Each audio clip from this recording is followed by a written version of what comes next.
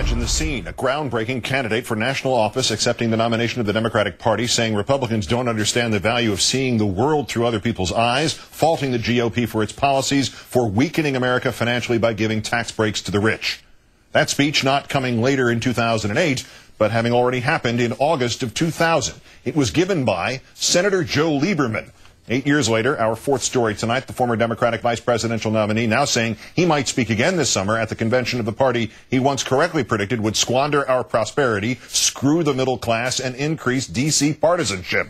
Lieberman telling TheHill.com that he is willing to speak at the RNC this September. Quote, Senator McCain, who I support so strongly, asked me to do it. If he thinks it will help him, I will. An aide to Lieberman calling that a likely possibility, and one that some Republicans told The Hill they think could help convince fence-sitters and independents that McCain would be bipartisan. Nothing yet on how such a speech might be viewed by the fundamentalist right-wing Christian pastors for whose endorsements McCain groveled. Joining us now, MSNBC political analyst Howard Fineman, also, of course, columnist and senior Washington correspondent for Newsweek. Much thanks for your time tonight, Howard. Hi, Keith. What are the pros and cons for McCain of asking Lieberman to speak?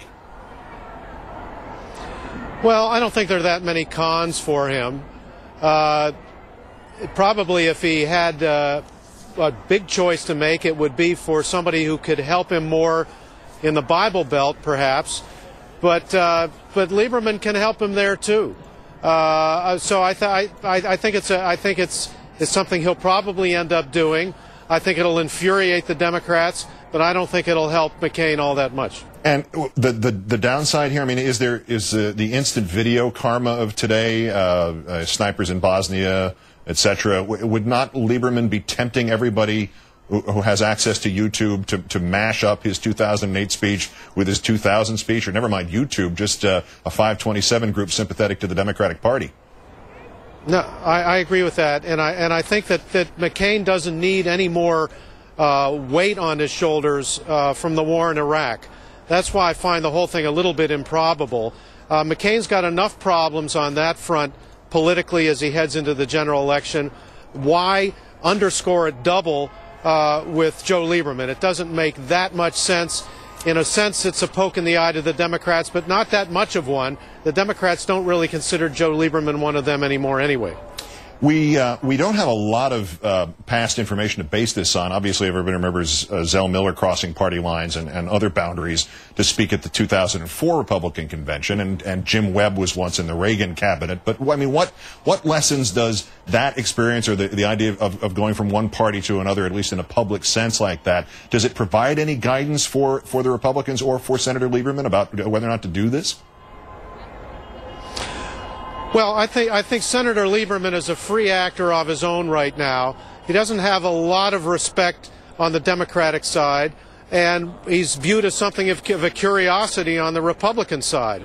The reason the Democrats aren't attacking him more frontally for this kind of playing around with the Republicans is if Lieberman wanted to, he could turn the majority over to the Republicans by switching parties. That's why Harry Reid and other Democratic leaders haven't been attacking him frontally for this conversation today. But Lieberman is, to me, he's not, and based on the people I've talked to around town and around the country, is not all that popular a figure. He doesn't move a lot of votes. He doesn't move a lot of mountains. So I think it's interesting springtime speculation. I think he'll have some kind of role at the convention, but not one that is going to create great groundswells or tumult either in St. Paul or anywhere around the country. Howard, what happened to him as a political entity? I mean, I've lived 41 years of my life in New York and Connecticut, and I've literally seen this with Democrats in this area and Republicans and apolitical people since 9/11.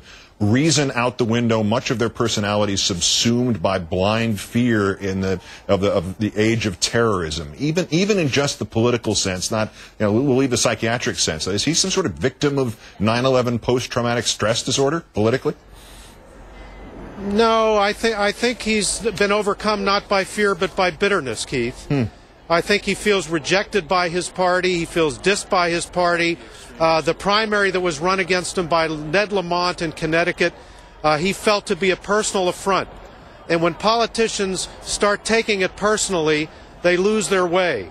And that's, I think, the story of him. Not fear, but to use a fashionable word of the week, bitterness. Howard Fineman of Newsweek and MSNBC. Thank you, Howard. Thank you, Keith.